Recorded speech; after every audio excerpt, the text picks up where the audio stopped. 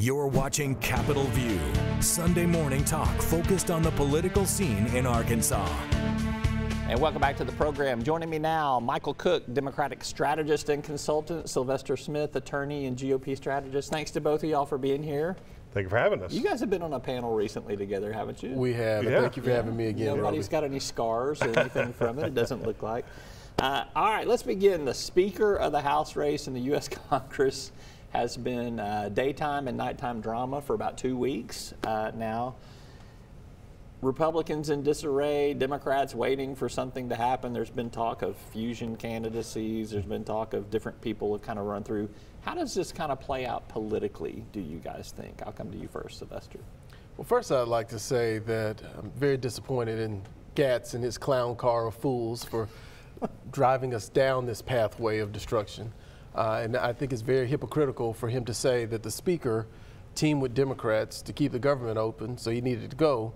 And so then Gatz and his folks teamed with Democrats to get rid of the Speaker. So let's just set a set of principles and try to live by them.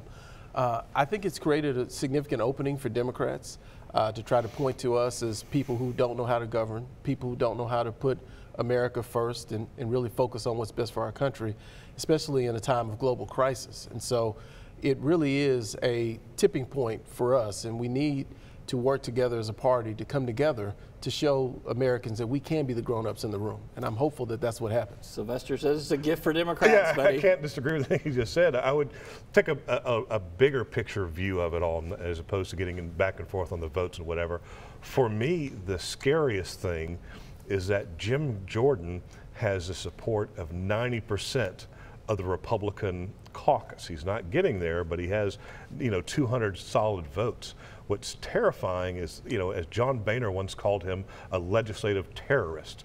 This man has credible evidence of being involved in the coup attempt of January 6th, credibly accused of turning a blind eye to sexual abuse while he was the Ohio State wrestling coach. And in 16 years there in the House, he's not passed one piece of legislation. Yet the Republicans are getting behind this legislative terrorist, and that is just terrifying as a democracy. You're saying that he might have shown up in a TV ad or two if he would become Speaker, yeah, or a postcard of some sort? I mean, well, from a Democratic perspective, to kind of echo what Sylvester was saying, he will be the new Gingrich. I can never say the words. But Democrats, if he is ultimately elected Speaker, will tie him and Trump together to show how radical the Republicans have become and how out of touch, and that will help Democrats come 2024. All right, Congressman Steve Womack, who's on the program this week, resolute in his opposition to Jim Jordan, and made that pretty clear and made that pretty vocal as the one member of the Arkansas delegation there. Bruce Westerman gets a vote for Speaker of the House, which I was like, where did that come from? So interesting there. What do you think any of Arkansas's congressmen are at risk, either in a primary or the general election, from the way some of this is played out? I don't believe so. We have very solid members of Congress who have gotten elected time and again and by significant majorities. So I expect all of our folks to be safe. But I think Westerman may be a really great choice for Speaker that folks could get behind. You're just saying that for you're from Camden. I sure am. That's exactly right. That's exactly right. But no, he's quiet. He's a person that has principles, and he's a sound leader. They need to start looking at other options. They need to look at people who want to put America first and want to put service before politics. Because to Cook's point, otherwise we're going to get a Speaker who's just going to be our version of Nancy Pelosi that Dems can use to fundraise against until the end of time. Yeah, whoever gets in the role might wind up being that person. I'll just say, I just think that's where our politics are right now, to be honest with you. But there's more meat on the bone with Mr. Jordan. There is. All right, let's turn to state politics. We're, I think, in week 8 of this. It's a lectern, not a podium. We've learned that as much. Legislative audit is going to look at this for the next couple of months, I would predict. We will get a final report out that will hopefully be fact-based and evidence-based and kind of put this thing to bed one way or the other that something did or didn't happen. I feel like now that the lectern has become almost a laughingstock issue for Arkansas politics, because I mean you can dress up as the lectern for Halloween now. There's a Halloween costume for it. Michael, I'll come to you first. How do Democrats use this lectern controversy to gain legislative seats, to put a chink in the armor of the governor? What do they do with it? I actually think it's a twofold strategy because of the past 2 months. Sarah Sanders has had the worst 2 months of a governor than I can remember in a long time. I would harken back to the FOI debacle during the special session where they tried to completely gut FOI and everybody opposed it. So you had that, the first punch, and then the second punch, that body blow she took was this lectern with the changing stories and $19,000 for a lectern, you know, just absolutely ridiculous. And Arkansans are ticked because they understand the concept of what a waste of our tax dollars on this thing and all her changing stories. Well, and it's not tax dollars, it's paid for by the Republican Party. It just happened to be bought, and then when it's found out, then we'll have the Republican Party. As has been done previously in some things. So go ahead, Sylvester. Yeah, I'm going to say I'm going to let you defend it. I'm going to say the same thing about this that I would say if it were Mike Beebe. This governor raised more money than any governor before, and after the campaign had a bigger surplus than any governor before. And so if she wanted to buy 10 of these lecterns, she would have had ample campaign funds to do so. So I take the governor at her word when she says that this was a miscommunication among the staffers in her office.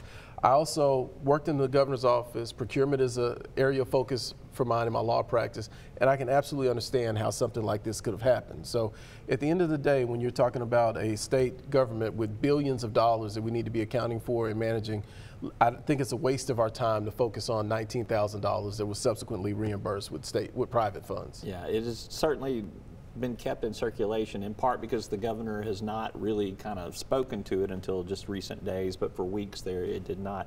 She's tried to turn the page on it this past week with some new pronouncements, I'll say. She's taken on this pronoun and wokeness and gender pronouns for some things that she says are out there in state government. Is this a distraction, or is this a real problem? This is a how do I get myself on Fox News solution. Sarah Sanders, when you look at every pronouncement she does, it's the pronouncement like this recent gender thing, and then that night on Fox News. We've seen this time and time again. She's trying to raise her national profile. You know, Arkansas sadly leads the way in infant mortality. Instead of some new program to fix that serious problem, we're focused on this baloney thing that can get her on Fox News. So all these things are a way to raise her national profile, get on Fox News. That's why she has a staff that's from mostly out of state, as a way to get her in national prominence. Sylvester's about to get hired. Go ahead. No, thank you. What I would say to that is, this governor came into the job with a national profile. Yeah. And Mr. Cook is suggesting that the tail is wagging the dog here. Because of her national profile, she's raised the profile of our state. And so when she does make a pronouncement, then Fox News is following that, and they want her on their show in that evening. Now, with regard to this whole concept of wokeness, I personally see that just as shark chum for rabid conservatives. But when we look at the actual issue that she was addressing, as the father of a daughter, I do believe it's appropriate that we stand up for women and that we call women's issues, and that we refer to breastfeeding as that's exactly what it is. It's not chest feeding. So some of this actually was a little ridiculous, and I think it's appropriate to clean it up. All right, I got about a minute and a half left here, and I want to get you guys to take on this, and I'll come to you first, Sylvester.